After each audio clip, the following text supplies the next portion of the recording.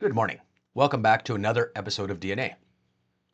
I was driving down the highway a couple of days ago, just minding my own business, like I often do. And I saw something out of the corner of my eye. And I'll tell you what, it took me back. And honestly, it took me way back. And let's take a moment and let's sip on that.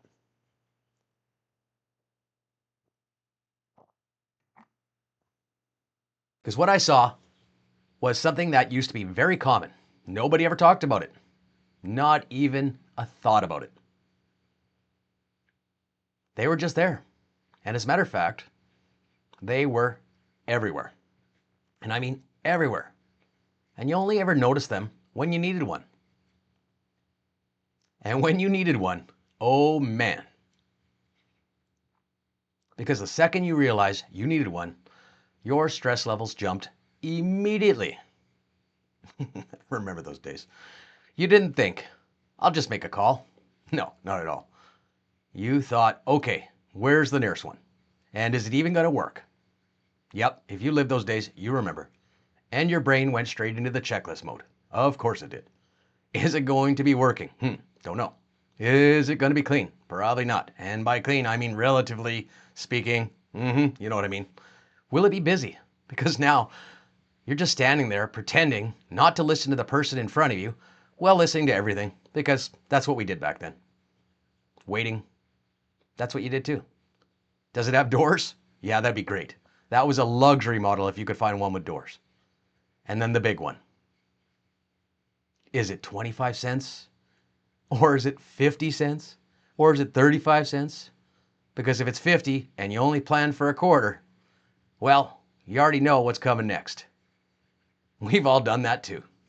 And that brings us to the sentence everyone over 30 has said at least once. Probably know it off by heart. Anybody got change for $1? Anybody? Not confidently, not politely, just loud enough, and hopefully somebody, and I mean somebody, that maybe, just maybe, somebody nearby has change for you. And I know as I'm saying this, half of you are already thinking, yep, I remember that. I remember that. So what am I talking about now? Well, some of you probably used to one of these, the payphone. Yeah, the dirty, beat up, well-used payphone. Yep, that's what I'm talking about. The one that never smelled right. Ew. The one you didn't put near your face unless you absolutely had to, and even then you used your sleeve. The one you wiped down after every call and before every call. Didn't help. And let's be honest, payphones were gross. A nightmare. You'd finally find one and the line was busy. You pick up the call, you dial the number, deet, deet, deet, deet, deet, you know, remember the old dial pad? So now you're standing there staring at it, trying to save your quarter. Hang it up before that answer machine picks up. You remember the style. It used to steal your quarter. Sometimes you won, sometimes the phone won.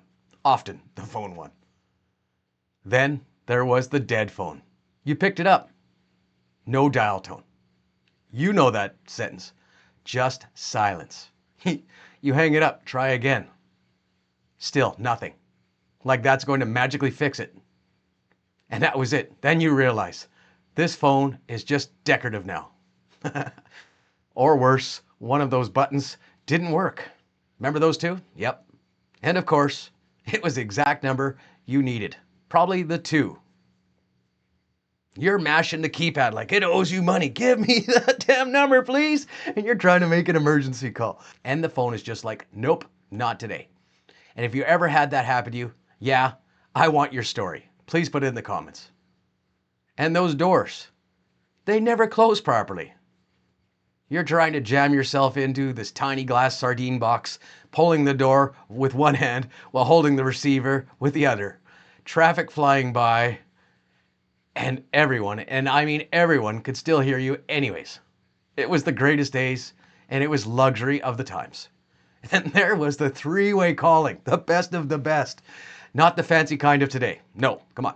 The real kind. One person on the other end, usually at home, and 2 people jammed into a payphone like a sardine can.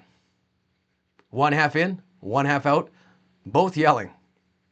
It looked ridiculous. It was ridiculous, and it was common. Every call cost you. You heard the money drop. You watched the clock tick like it was a bomb. You didn't ramble. You didn't chat. You got to the point.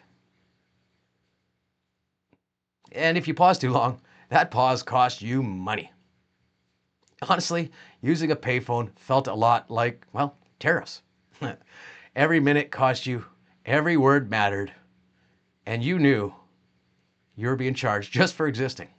Kind of feels like tariffs sometimes, doesn't it? And then there were collect calls, the original workaround. You had to call collect, and before the name was even finished, the message was already delivered. We're at the mall. Please pick us up. Parents became expert translators overnight. We weren't trying to scam anybody.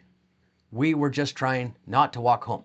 And yes, children, watching this back in the day, we actually used to walk home quite a long ways. Wild concept, isn't it?